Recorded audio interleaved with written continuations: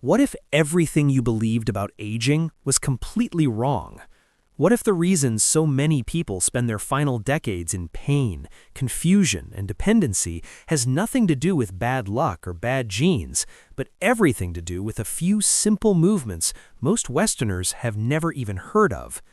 Right now in Japan, there are over 90,000 people living past the age of 100, not just surviving, actually living, moving freely, thinking clearly, enjoying their lives. Japan has more centenarians per capita than anywhere else on the planet, and researchers have been trying to figure out why for decades. While Americans spend thousands of dollars every year on gym memberships, trendy supplements, and the latest fitness programs, elderly Japanese men and women in their 70s, 80s, and 90s are quietly, calmly outliving almost everyone else on Earth.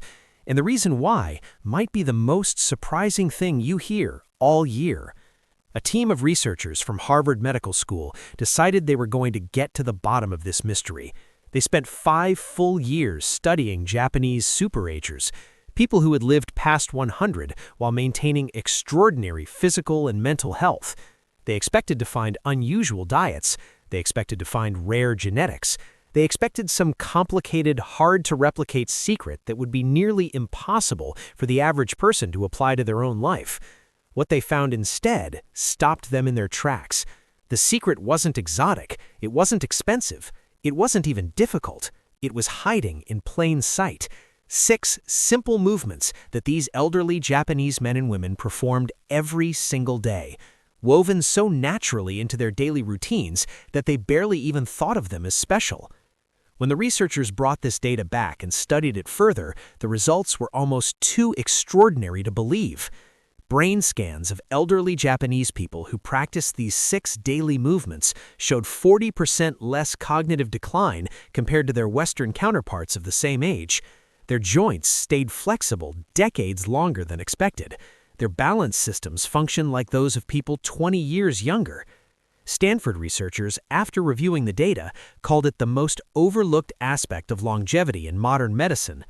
Western doctors initially dismissed these movements as too simple, too gentle, too basic to make any real difference. Then they saw the brain scans. Then they saw the long-term health data, and they had to completely rethink what they thought they knew about the aging body and what it actually needs to stay strong. What you're about to discover are those exact 6 movements, starting with the least complex and building to the one that researchers say is the most powerful of all. Before we get there, I need to warn you about movement number 1. This is the movement that, in a study of 15,000 Japanese seniors, was associated with an average increase in lifespan of 7 full years. 7 years! It takes just 2 minutes. It requires 0 equipment. You could start doing it tonight before you go to bed. Yet neuroscientists who measured brain activity during this movement found that it lights up more areas of the brain simultaneously than almost any other physical activity they have ever studied. 90% of Americans have never even heard of it.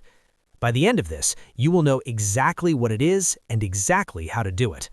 So let's start at number 6. And please don't let the number fool you, because this movement is the foundation that every single one of the other 5 is built upon. Without this one, the rest of the system doesn't work nearly as well.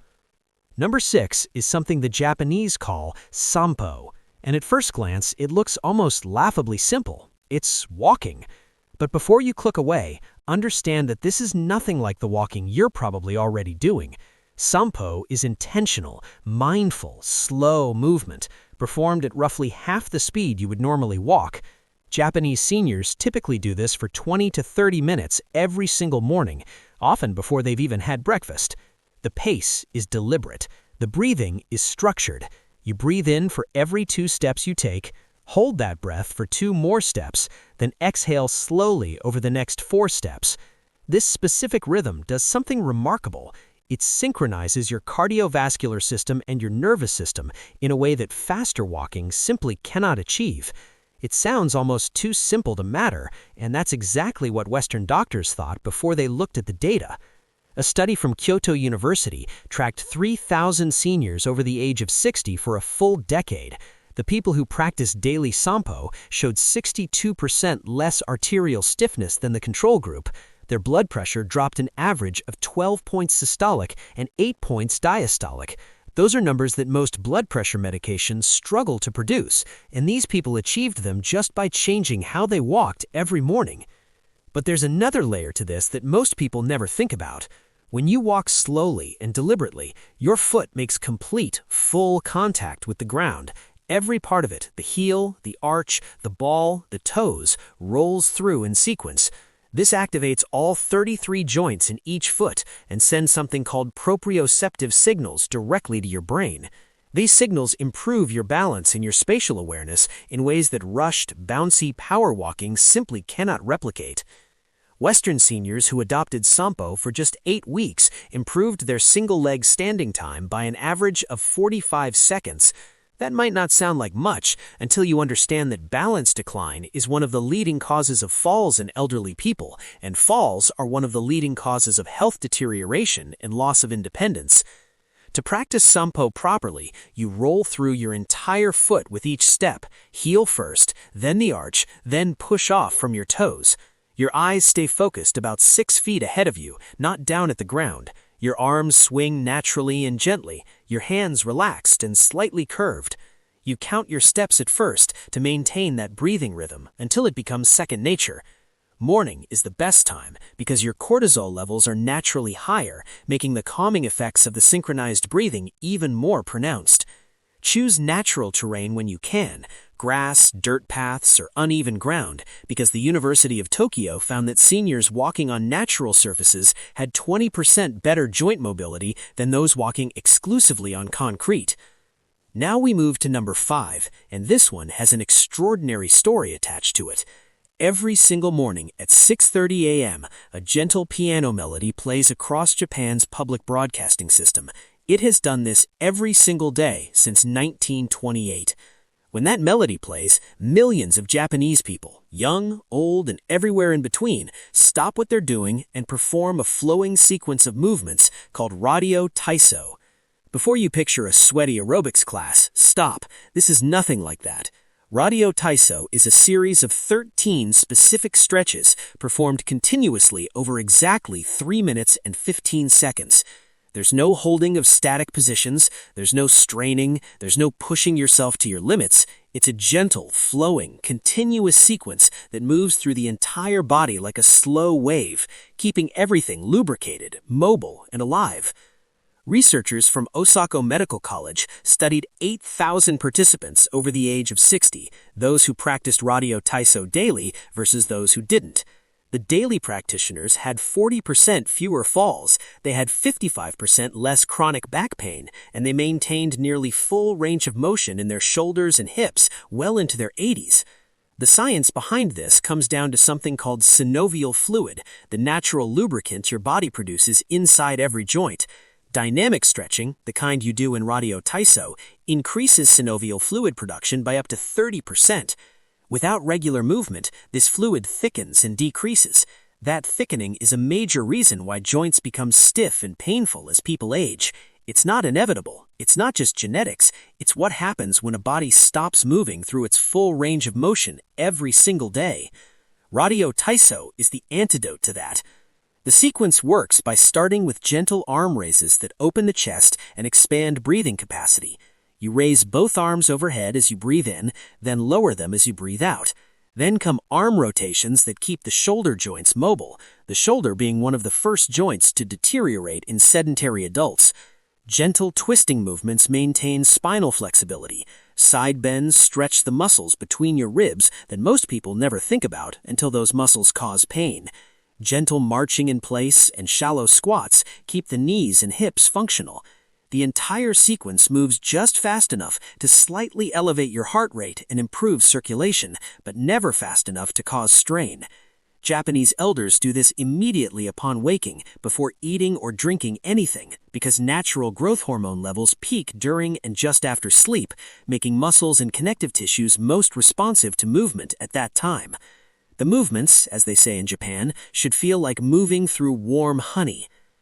Number 4 is going to surprise you, and it might even make you feel a little uncomfortable about how much physical capability most Western adults have already lost. Walk through any Japanese park on any given morning, and you will see something that looks almost impossible to the Western eye.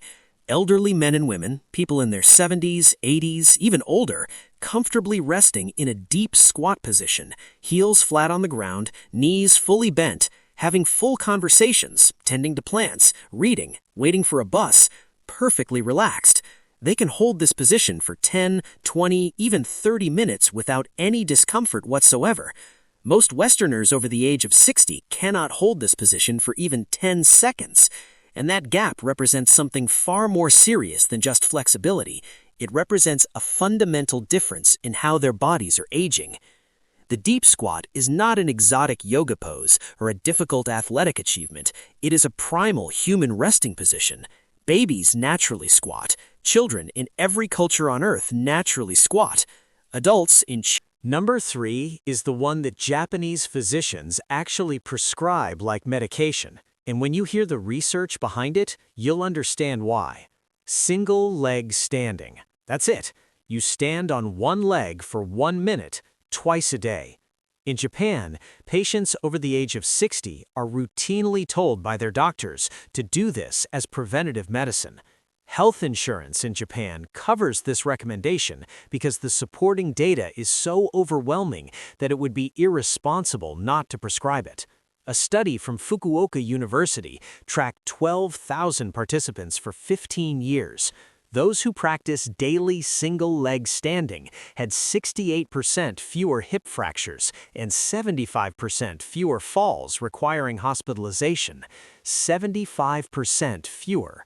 To put that in perspective, that is a more dramatic reduction in fall risk than almost any medical intervention currently available to elderly patients in Western countries. But the physical benefits are only half the story. Brain scans of people who practiced regular single-leg standing showed increased gray matter in the motor cortex and the cerebellum, the areas of the brain most critical for coordination and balance. When you stand on one leg, your body is making thousands of tiny micro-adjustments every single minute just to keep you upright. Those micro-adjustments strengthen not just your muscles, but your entire neuromuscular system. Your proprioceptors, the sensors throughout your body that tell your brain where you are in space, become sharper and more responsive. Your vestibular system, the balance mechanism in your inner ear, improves its function. Your visual processing speeds up as your brain begins integrating information from multiple systems simultaneously. In other words, standing on one leg for a minute doesn't just protect your body, it literally rebuilds your brain. The protocol is simple and safe. Stand near a wall or a sturdy chair you can grab if needed. Lift one foot just an inch or two off the ground. Fix your eyes on a single still point about 10 feet in front of you. Breathe normally and hold for 30 seconds. Switch legs. That's your starting point. As that becomes easier, try closing your eyes. Removing the visual input forces your other balance systems to work significantly harder and accelerates the neurological benefits. Many Japanese elders do this while brushing their teeth, which gives them 2 full minutes of practice built invisibly into a routine they already do every single day. No extra time required, no equipment, no gym. Mayo Clinic researchers found that single-leg standing time is actually a better predictor of longevity than blood pressure or cholesterol levels. People over 60 who can stand on one leg for 30 seconds have mortality rates similar to people a full decade younger than them. Number 2 is the one that is going to change how you think about furniture and possibly about how you've been living your daily life without even realizing it. The average Japanese person over the age of 70 transitions from standing to floor sitting and back up again more than 20 times every single day. They eat on the floor, they drink tea on the floor, they watch television on the floor, they sit with friends and family on the floor. Every single time they lower themselves down and raise themselves back up, their entire body is performing a complex, multi-system movement that simultaneously demands strength, flexibility, balance, and coordination. It is one of the most complete physical acts a human body can perform, and most Westerners have completely removed it from their lives by surrounding themselves with chairs and couches and beds that eliminate the need for it entirely. The University of Tsukuba studied 10,000 seniors, those who regularly sat on the floor compared to those who used only chairs. The floor sitters had 40% more lower body strength. They had 50% better hip flexibility. They could rise from the floor without using their hands well into their 90s. But here is the part that the researchers did not initially expect. Their cognitive test scores were consistently 15% higher. The complex motor planning required to safely lower yourself to the floor and raise yourself back up activates the prefrontal cortex, the brain's executive function center. Your brain has to sequence the movements, monitor your balance, modulate your strength output, and process spatial information all at the exact same time. It is, quite literally, a full brain workout disguised as sitting down for a cup of tea. A separate study out of Brazil found that people who could rise from the floor without using their hands lived 8 years longer than those who could not. To rebuild this ability, start with support. Place a low stool or ottoman beside you and use that as an intermediate step as you lower yourself down and as you push back up. Over weeks, gradually rely on that support less and less until you can make the transition without it. Practice on soft carpet or a yoga mat to reduce pressure on your knees. The transition itself goes like this. From standing, lower one knee to the ground, then the other, settle back onto your heels, then shift into whichever floor position is comfortable for you. To rise, bring one foot forward into a lunge position, push through that leg to stand, then bring the other foot forward to meet it. Even 2 or 3 of these transitions each day begins to produce measurable benefits. You don't have to give up your couch, you just have to visit the floor regularly enough that your body never forgets it can go there. And now we arrive at number 1, the movement that you were promised at the beginning, the one that added 7 years to the lives of the Japanese seniors who practiced it, the one that requires nothing except a hand towel and 2 minutes of your day. The Japanese call it tani hibiki, and calling it a towel twist is genuinely like calling the ocean a puddle. Here is what you do. You hold a rolled hand towel with both hands, arms extended out in front of you at shoulder height, hands about 18 inches apart. You pull outward on that towel as if you were trying to tear it in half, creating constant tension throughout your arms, your shoulders, and your core. While maintaining that tension without releasing it for even a second, you slowly rotate your entire torso to the right. Your hips stay facing forward, the twist comes entirely from your core. You hold at maximum rotation for 3 full seconds, then you slowly return to center and twist to the left. Inhale as you return to center, exhale as you twist. You repeat this for just 2 minutes. When researchers at Fukuoka University attached electrodes to people performing tani hibiki and measured which muscles were firing, they found activation in places they hadn't anticipated. Deep spinal stabilizers that almost never engaged during conventional exercise were firing. Intrinsic foot muscles were engaged. Even facial muscles showed increased activity. The movement, because of the constant self-generated resistance, forces the body to recruit muscle fibers that most traditional exercises completely ignore. And those muscle fibers, once activated regularly, contribute to the grip strength, the spinal stability, and the postural control that keep people independent and functional at ages when their peers are declining rapidly.